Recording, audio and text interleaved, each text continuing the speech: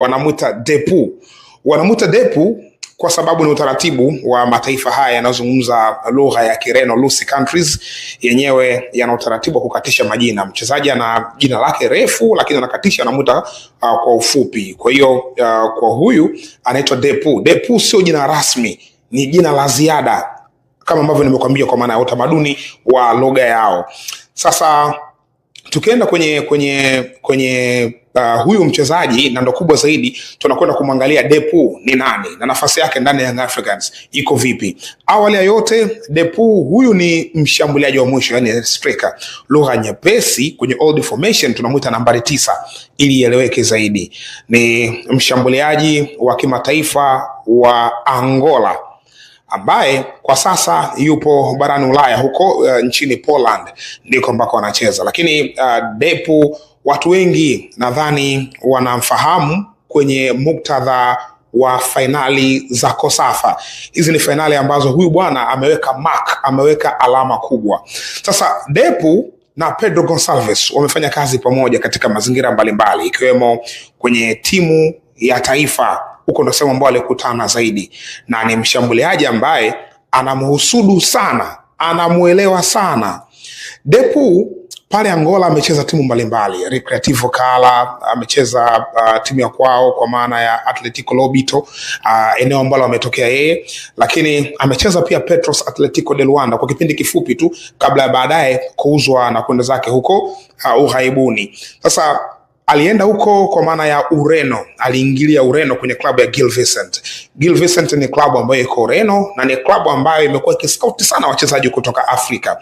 Huyu ni miongoni mwao. Tunafahamu wachezaji hawa ambao wanatoka katika mataifa yanayozungumza lugha ya Kireno kwa asilimia kubwa yamekuwa yakiingia kwenye zile channel ya mataifa yale ambayo yanazungumza lugha ya Kireno. Kwa hiyo kupitia Ureno ni kitu cha kawaida, yani wachezaji kutoka Msumbiji, kutoka Cape Verde, Guinea Ikweta, kutoka Angola kupitia Ureno ni kitu cha kawaida. Sasa Depu huyu ni mshambuliaji ambaye anaenda Gil Vicente ya huko Ureno, lakini majeraha yalikuwa kimcost kwa kipindi kirefu. Baadaye akawa anatolewa kwa mkopo kwenda katika klabu mbalimbali mpaka wakati huu akiwa kule Poland.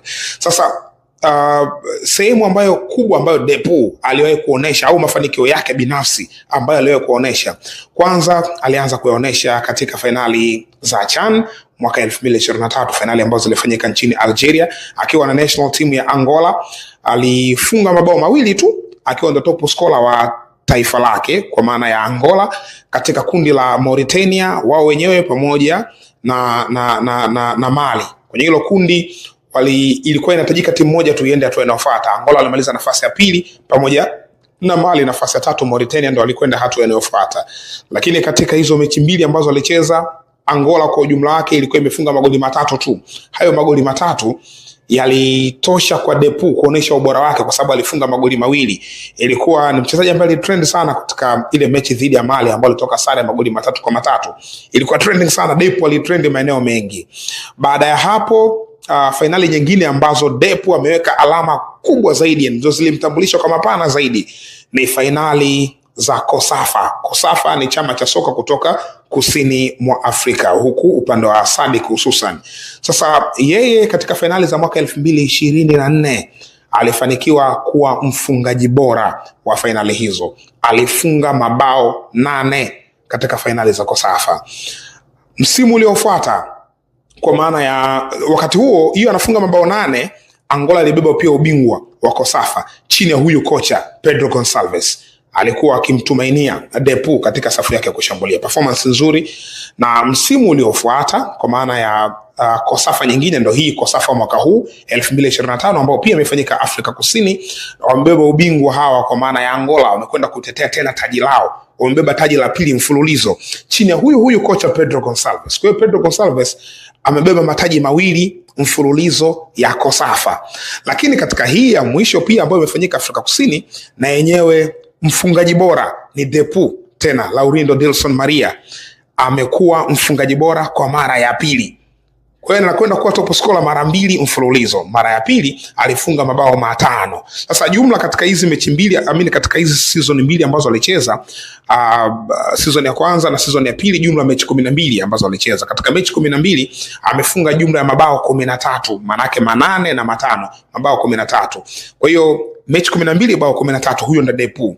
Lakini katika season hii ilienda mbali zaidi. Licha tu ya kushinda tuzo ya kuwa top scorer, lakini pia alishinda tuzo ya kuwa MVP wa tournament. Huyo ndo Depu. Kwa hiyo Depu alirudi tena. Kwa wale ambao wanafuatilia kandanda la Afrika, ambao walifuatilia Kosafa, watakumbuka tena ilikuwa ni maandalizi ya wao kuelekea katika CHAN. Kwa sababu Depu asingeweza kucheza CHAN kwa sababu CHAN ni wachezaji wanaocheza ligi ya ndani, kwa maana ligi ya nyumbani, timu za taifa wachezaji wanacheza ndani. Depu ilikuwa haitoshi kwa yeye kwenda kwenye hizo finali. Lakini kama ingekuwa ina qualified, maybe Depu tungemuona katika finali za CHAN.